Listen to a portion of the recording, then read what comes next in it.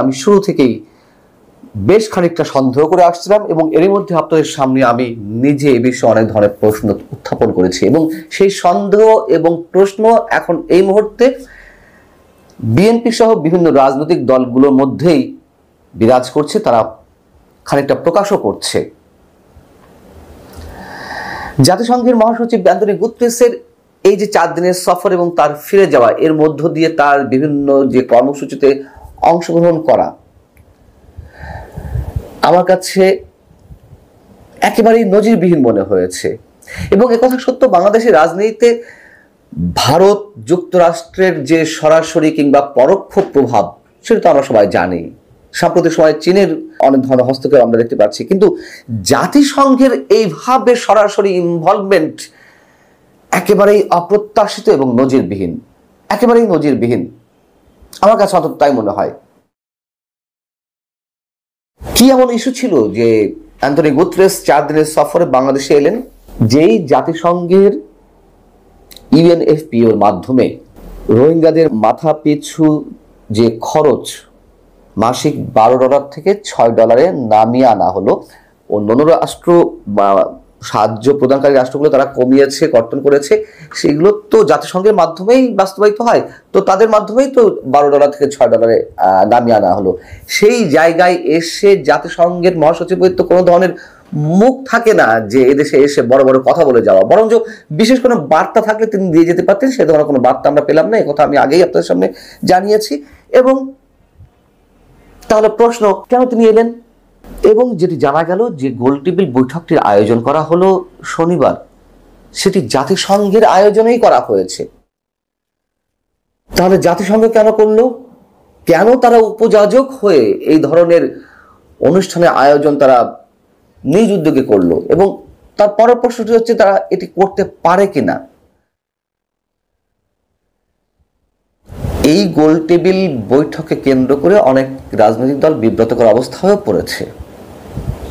গোলটেবিল বৈঠকের পরে জাতিসংঘের মহাসচিব যে বক্তব্যগুলো দিলেন, সেখানে বিচার, সংস্কার, গণতন্ত্র, নির্বাচন এবং পারস্পরিক আস্থা তৈরিতে রাজনৈতিক দলগুলোকে ঐকমত্যে পৌঁছানোর আহ্বান তিনি জানিয়েছেন। এবং তিনি বলেছেন যে আপনারা জাতিসংঘকে একটি বিশ্বস্ত অংশীদার হিসেবে গণ্য করতে পারেন। কথাগুলো খেয়াল করে শোনা দরকার আমাদের। আপনারা জাতিসংঘকে একটি বিশ্বস্ত অংশীদার হিসেবে গণ্য করতে পারেন এবং পৃথিবীর মধ্যে একটা নজিরবিহীন নির্বাচন বাংলাদেশে সৃষ্টি হতে যাচ্ছে। কার পক্ষ হয়ে তিনি এই কথাগুলো বলছেন? কেন তিনি যেচে পড়ে এই কথাগুলো আমাদেরকে শোনাতে এসেছেন?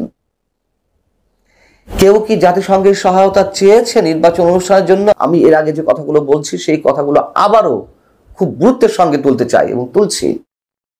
জাতিসংঘের হস্তক্ষেপ কেউ চেয়েছে সংস্কার প্রক্রিয়ায়, বিচার প্রক্রিয়ায় এবং নির্বাচন অনুষ্ঠানের জন্য? তিনি এই সবক দিয়ে গেলেন। তিনি এই সবকগুলো দেওয়ার সুযোগ কেন পেলেন? সরকারই করে দেওয়ার চেষ্টা করেছে, সরকার করে দিয়েছে। এর সঙ্গে জামাতে ইসলামী এবং জাতীয় নাগরিক পার্টির ছাত্রদের নতুন দল এনসিপি তারা করে দিয়েছে।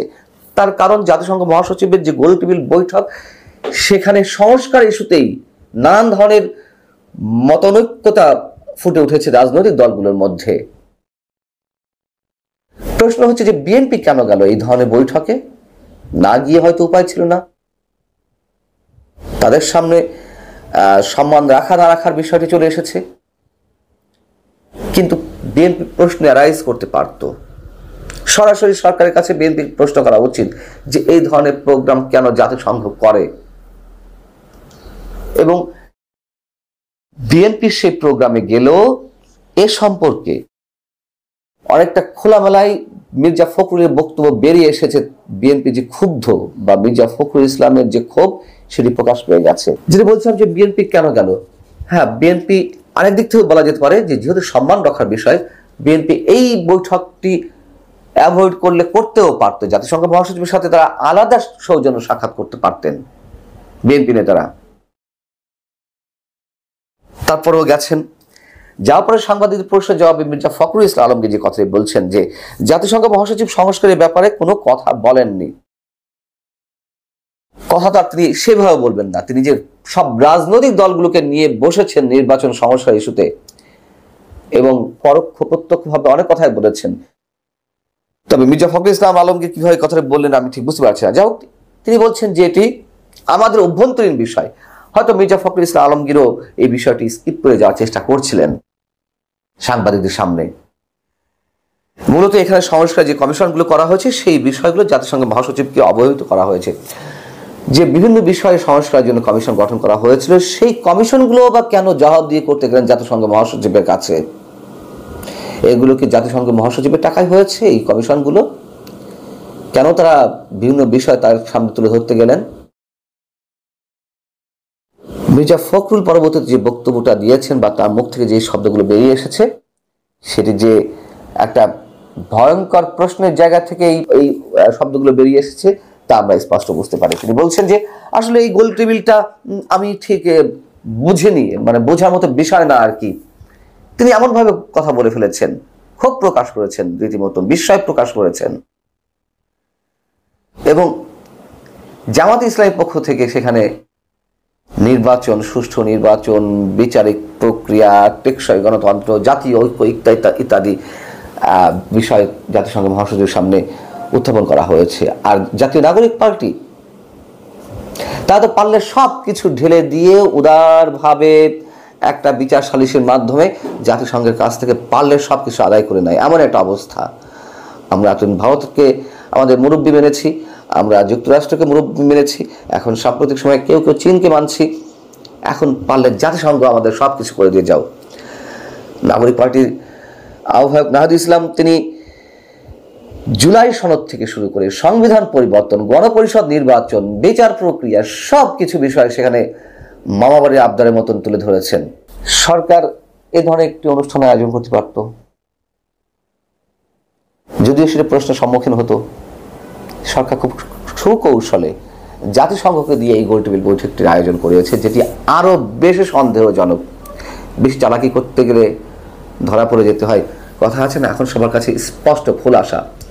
এবং এই প্রশ্ন আবারও খুব গুরুত্বের সঙ্গে তুলছি, অ্যান্টনি গুতেরেস কাদের এজেন্ডা বাস্তবায়ন করতে বাংলাদেশে এসেছিলেন? কি কারণে বিশেষ একটি পক্ষের এজেন্ডা বাস্তবায়নের জন্য বাংলাদেশ সরকারের, জনগণের কোটি কোটি টাকা খরচ করা হলো? কেন তিনি এ ধরনের মুরব্বীপনা, মোড়লগিরি করে গেলেন? এবং এ কথা স্পষ্ট, জাতিসংঘ এ ধরনের কোনো কার্যক্রমে অংশ নিতে পারে না উপযাজক হয়ে। যদি কোনো রাষ্ট্রের নির্বাচনী প্রক্রিয়া, সংস্কার প্রক্রিয়ায় ইনভলভ হতেই হয় প্রত্যক্ষভাবে, এবং বিশেষ করে নির্বাচনের জন্য, অবশ্যই জাতিসংঘে এসব বিষয়ে মেম্বার কান্ট্রিগুলোর ক্ষেত্রে রেজলিউশন আনতে পারে এবং সে অনুযায়ী তারা কাজ করতে পারে। কিন্তু সেই ধরনের কিছু না করে জাতিসংঘের সাম্প্রতিক সময়ে যে ভূমিকা, নিঃসন্দেহে অনেক বেশি প্রশ্নবিদ্ধ এবং অবশ্যই অনেক সন্দেহজনক। আল্লাহ হাফেজ, ভালো থাকুন সবাই।